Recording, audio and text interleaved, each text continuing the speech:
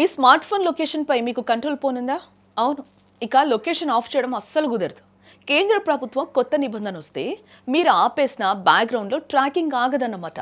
ఎందుకిలా? దీని వెనుక ఉన్న నిజమేంటి అసలు? మన స్మార్ట్ ఫోన్లలో లొకేషన్ జీపీఎస్ అనేది మన చేతిలో ఉంటుంది కదా. అవసరమైతే ఆన్ చేస్తాం, లేదంటే ఆఫ్ చేసేస్తాం. ఇకపై ఆ ఛాన్స్ ఉండకపోవచ్చు.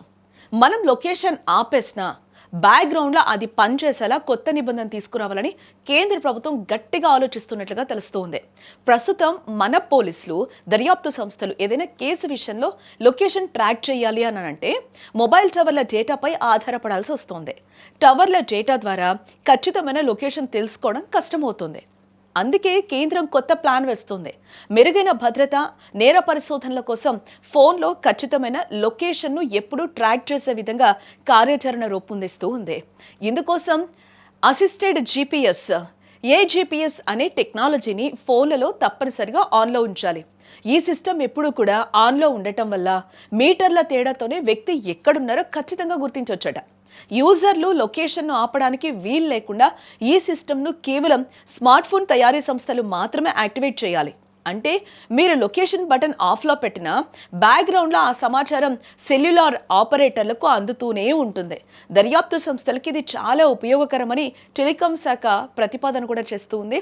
అయితే ఈ ప్రతిపాదనపై యాపిల్, గూగుల్, సామ్సంగ్ లాంటి పెద్ద టెక్ కంపెనీలు తీవ్ర అభ్యంతరం అయితే వ్యక్తం చేస్తూ ఉన్నాయి.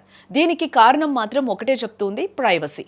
నిరంతరం లొకేషన్ ట్రాక్ చేయడం వల్ల తమ కస్టమర్ల వ్యక్తిగత గోప్యత దెబ్బతింటుంది అని కూడా కంపెనీలు ప్రస్తుతం అయితే వాదిస్తూ ఉన్నాయి.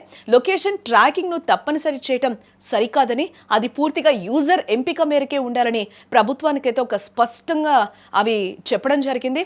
టెక్ దిగ్గజాల నుంచి ఈ స్థాయిలో ప్రెషర్ రావడంతో కేంద్ర ప్రభుత్వం ఈ ప్రతిపాదనపై తుది నిర్ణయం తీసుకోకుండా కొంచెం వెనక్కి తగ్గిందని కూడా ఇప్పటివరకున్న సమాచారాన్ని బట్టి అయితే మనకి తెలుస్తూ ఉంది.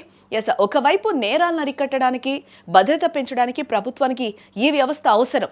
బట్ మరోవైపు ఈ నిరంతర ట్రాకింగ్ పౌరుల గోప్యతకు భంగం కలిగిస్తుంది. ఈ రెండింటి మధ్య సరైన సమతుల్యత ఎలా సాధించాలనే చర్చ ఇప్పుడు ప్రస్తుతం నడుస్తుంది.